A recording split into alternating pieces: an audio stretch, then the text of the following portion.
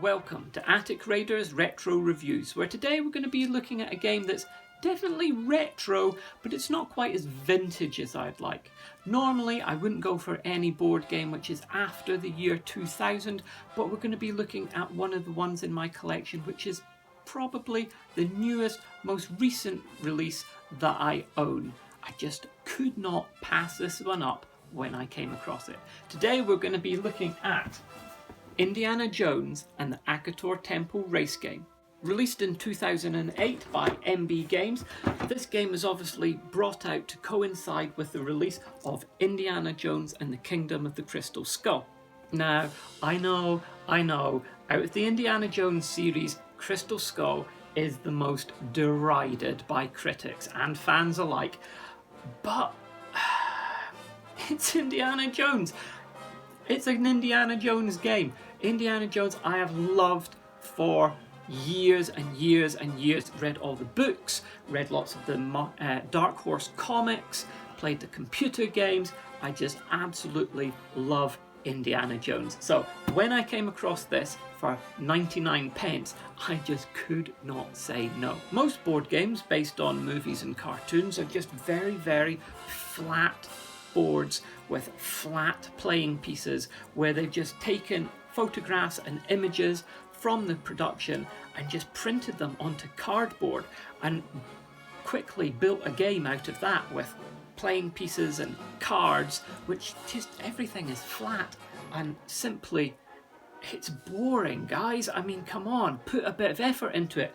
This, they have gone all out, MB Games. They have tried really, really hard to make this a good game. Now, when you get this game, and I got this brand new sealed for 99 pence, bargain. When you get it, this game looks fantastic in the box.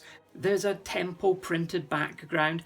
There's plastic pieces holding the tower in place. There's cable ties. There's elastic bands holding the Indiana Jones playing pieces onto it. It looks great. But once you've taken it all out, taken it apart, got rid of that packaging that you don't actually need anymore, and put it back in the box, it kind of looks terrible. They really haven't thought about storage on this game. Most games you've got your lovely trays with individually designed indentations for holding cards and playing pieces and game boards, really designed and manufactured to fit perfectly so that nothing moves around. This, we've just got an empty box with nothing to hold anything in place, and it just kind of rattles around in there, and through the window it looks awful. Still, I suppose kids playing it are not going to be that fussy, not as fussy as me anyway, so they're not going to care that much, but it bugs me. This game is for ages 7 and up. It takes roughly 30 minutes to play, and it's a game for 2 to 4 players. If we turn it over, we can see a bit more detail here. We've got Indiana Jones Akator Temple Race Game. The race for the Crystal Skull is on. You're the great adventurer, Indiana Jones, in this edge-of-your-seat thrill and action game. First, locate the Crystal Skull on your way down the falling steps. Hang on tight and avoid a fall as you race your opponents to the throne room entrance. Be the first player to reach the throne room entrance with the Crystal Skull card, and you win.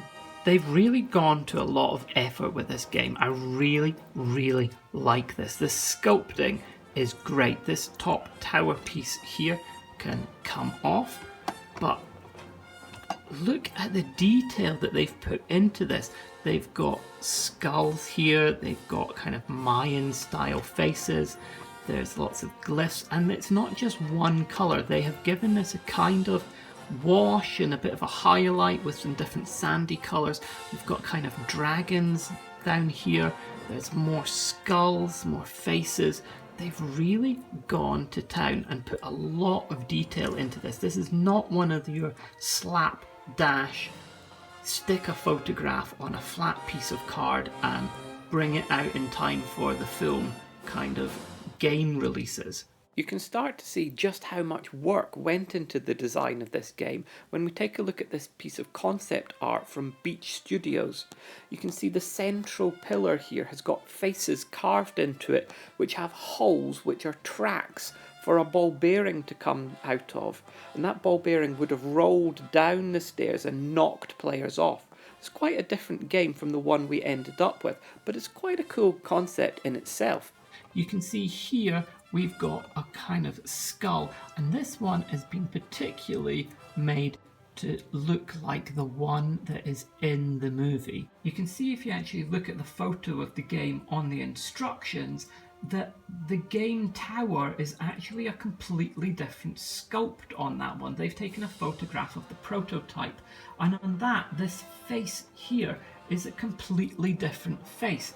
It looks very different. But obviously when the film came out, or they got more reference images from the film, you can see that they have then changed this face to better match the film. So a lot of detail's gone into this in order to kind of match it to the film and make it as good as they possibly can. They've done really nice. I really like these skulls and these faces, and this game just looks absolutely great. The game comes with 4 different playing pieces. Obviously they're all Indiana Jones, but in 4 different colours, and they've gone for some really nice details on the moulding and sculpt here. Obviously he's got his trademark fedora on, he's got his what would be brown leather jacket on, his kind of beigey sandy coloured safari shirt. He's got the diagonal strap going across his chest there, which is connected to his canvas, what is a World War II gas mask bag. He's got his belt on, and that is connected to the holster here for his revolver, and obviously he's also got his trademark bullwhip here. You can see they've all got the bullwhip in a particular position, which is going to be needed for the game later. These would have been much better if they'd spent a little bit more on production and went for different characters. So rather than having all 4 characters of Indiana Jones all going after the Crystal Skull, you could have had your other characters from the movie also trying to get the Crystal Skull. Apart from Indiana Jones, we've also got Mac, we've got Marion, we've got Mutt, we've got Oxley and Spalco. They would have made some nice figures that you could have chose from. The only problem with that is that they would not have had the bullwhip, which you're going to need in order to clip it onto the temple to help save himself. Apart from that, another feature is on the base of them, they have this slot, and this slot is necessary so that you can actually, again, clip them onto safe spots on the temple so that he does not fall off. In the movie, Indiana Jones and his companions eventually manage to find Akator, the lost kingdom of the Crystal Skull. When they do that, they manage to climb up to the top of a very tall kind of truncated pyramid, which is Incan or Mayan in style. When they're at the top of that, they start kind of knocking off sculpted heads from a stone pillar. And when that happens, sand starts pouring out, and that then opens up and reveals this kind of spiral staircase. The problem with the spiral staircase is it is trapped. They have got to try and get down the spiral staircase before the steps retract into the walls on either side, leaving them nothing to stand on. And they have to be very careful because there are spikes down at the bottom ready to get them when and if they fall off. This game board is obviously meant to replicate that. Now, in the movie, the steps retract away from this pillar into the walls. But in this game, obviously, there are no walls around it in order to retract into. So they've changed it really for gameplay's sake. But it's still really quite a cool concept and a really cool gimmick. Players then have to get from the top, round the stairs, all the way round, spiralling down the steps, and eventually get into the throne room entrance here. If we can get into the throne room with a crystal skull, that is, you won the game. We need to take the kind of sandy brown coloured dice and roll that to see how many spaces we move. The game uses 2 different 6-sided dice. This is the one that we use at the beginning of the game. Now, although it's got 6 sides on it, 2 of those sides have got a number 3 sticker on it. So it's got 6 sides, but you can only roll as high as a 5. So 5 is the most you can move. You use this one until you manage to get yourself a crystal skull. Once you've got a crystal skull, we no longer use this dice, and we then start using this dice over here. This dice has got the numbers 1 to 4 on it. It's also got a skull, or the crystal skull, on here, and it's also got this hat arrow one. So if we get this symbol, this means that we can move another player 1 space in any direction, and then you have to draw another card. If you get this crystal skull symbol, it means that you're possessed by the power of the skull, and your turn then ends immediately and you don't get to draw a card. Let's say we get a 4 for argument's sake. We're going to move 4, and when we move, we can start at the beginning on any one of these steps for our first count, and we can move 4 spaces in any direction, forward, back, left or right, but not diagonally. So we could go 1, 2, 3, 4, or we could go 1, 2, 3, 4, or we could just go a straight run at it and just go 1, 2, 3, 4. However you like. Now this is where strategy starts to come into play. If you're obviously trying to get to the bottom of the tower as fast as possible so you can beat everybody else coming up behind you or overtake them. The thing is, there's also traps along the way. So what you might want to do, instead of going 4 spaces and getting as far around as you possibly can, you might want to start here and instead go 1, 2, 3, 4 and hook onto this little hook here, because these stone steps here, this particular one has got this little notch on it, and that notch goes through the hole in the base so that he is now going to be safe, because if any of the traps do activate, he would fall off of here unless he is hooked onto here. Hooked onto here, he is safe. So you have got to weigh up safety versus speed. Once you've rolled, you then need to choose one of the cards which has been shuffled up and see what you get. When you pick a card, this is the one that you are looking for, the crystal skull. You need to get yourself a crystal skull before you can win the game by getting into the throne room at the end. If you don't have one of these, then you need to go back and get yourself one before you can escape and win. If you've already got one of these and you pick another one, then you have to give this to another player who does not already have one. That then puts more pressure on you in the game if everybody's got them, and it makes it more interesting. Now there are 4 of these in the pack, and if anybody dies, they fall off of the temple and have to start again. These go into the space at the base and can be picked up later on. The run card, this one, there are 3 of these, and this gives you another go. Most of the cards in here though are the doom cards, and the doom cards, that is when you are going to have to turn the tower top either once or twice in a counterclockwise or a clockwise direction, and then activate it and see if anybody falls to their doom from the tower. Of course, if they do that, they're going to have to go back and start again. There is a card for Mac, and this is a game changer if this card comes up. There's only one of this, and I got this one in a game recently where I was right back at the start, having fallen off, and the person that I was playing against was about 3 spaces from the end, and I got this card, and it meant that I could switch spaces with them, and it meant I actually won the game. So this card, Mac being double crossed, is a really good card to come up, and it can change everything.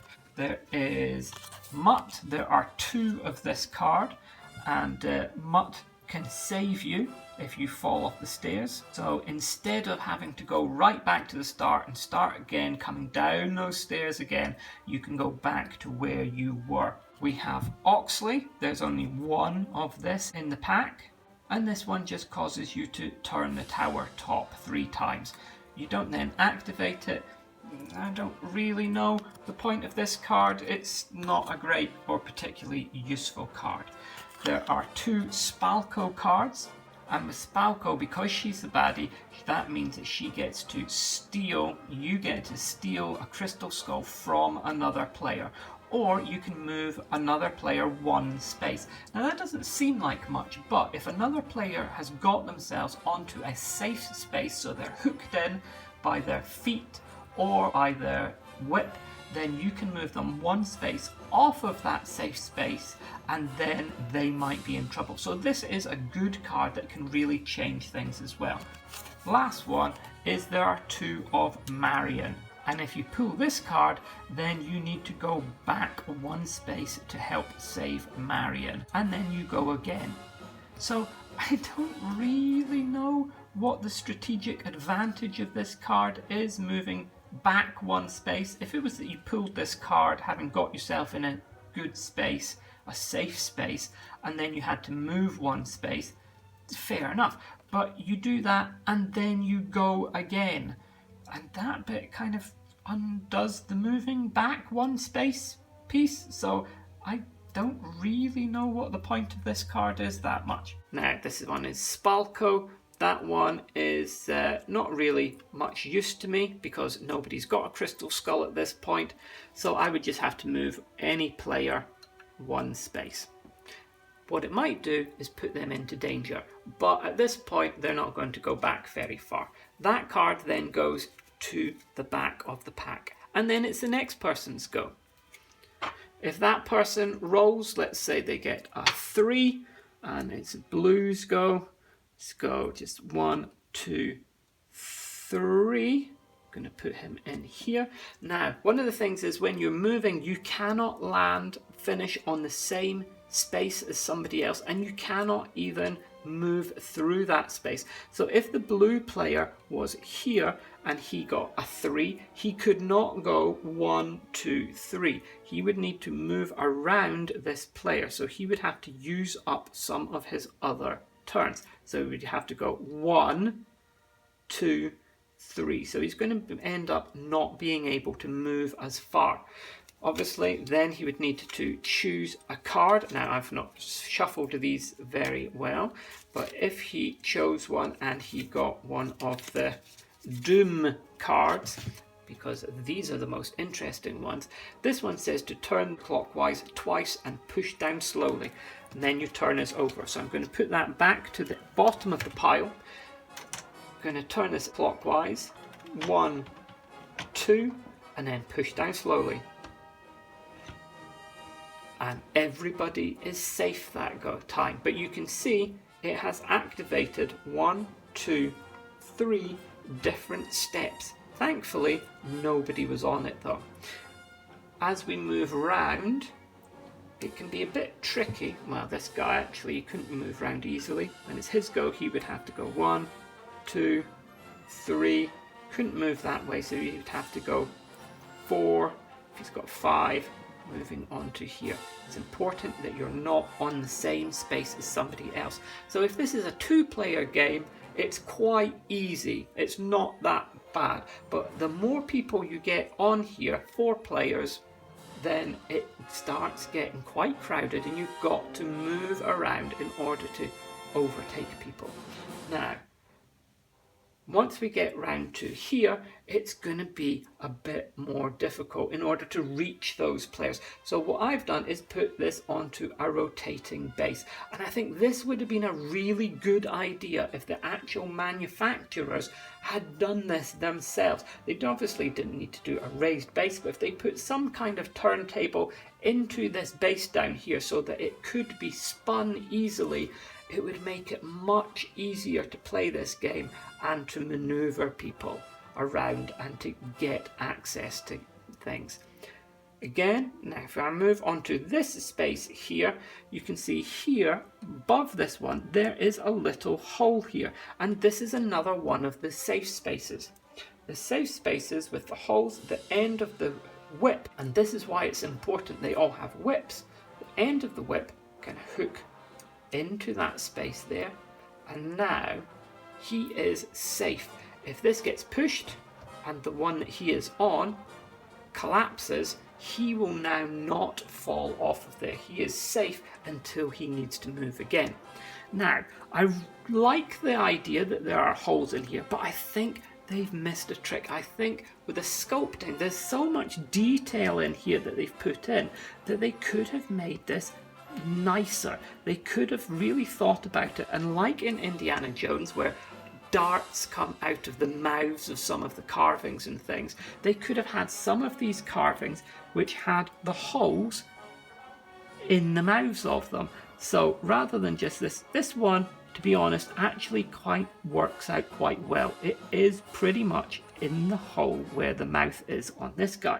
But there's a couple of these. There's one here, there's one here, there's no mouth hole here, there's another one here, again, random hole here, just in the wall. If that was part of the decoration, like a mouth or an eye, that would be much nicer. There are 1, 2, 3, 4 safe whip holes, and there are 1, 2, 3, 4 safe spaces with this notch.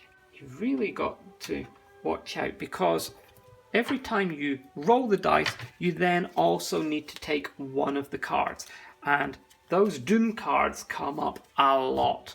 So if we turn this, he's fallen to his doom, so he's going to have to go back to the beginning here. Now, if this person had one of the crystal skull cards on them, meaning that they had actually managed to get a crystal skull, they would have lost that, and that needs to go down here at the base. You can see on the base artwork here, they've got this stone slab, and that's where your dropped crystal skulls are going to go.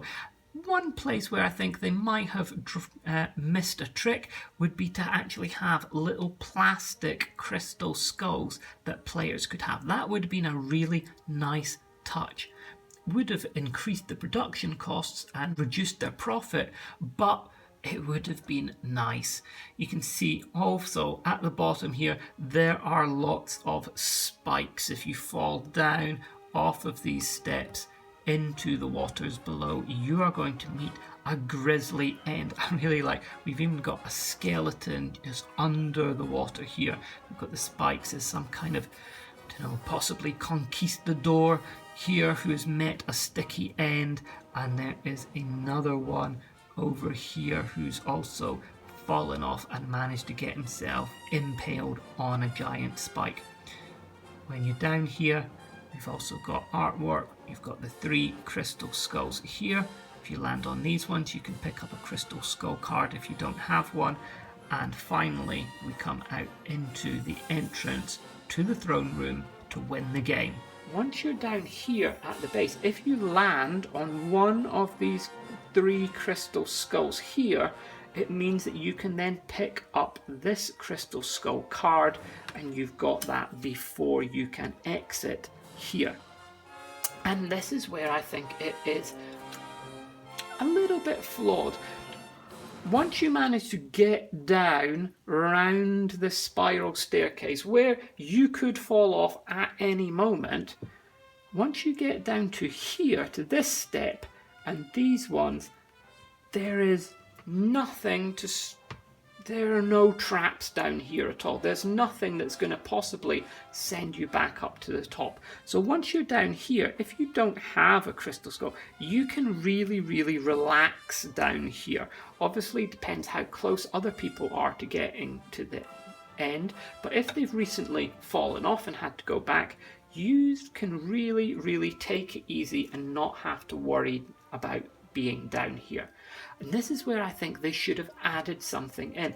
If they had some kind of trap door that could also open by this system, oh, you can see he would have fallen off if he did not have his whip in place there. But if they had some kind of trapdoor which was also activated by this system, that would mean that these ones were still a lot more tricky and you'd have to keep on your toes and not relax so much. And I think that would make the game better. But I really, really like this mechanism, the way that they have done this. Obviously, you could be anywhere at all on here and you do not know which ones are going to go, and you don't know whether you're going to be turning it once or twice, and you don't know which direction you are going to have to turn this in, so you don't know which ones are going to activate. He's just gone to his doom and he needs to go back to the start there again. Each time it always activates 3. So let's see. So there's 3 there. I just do it once.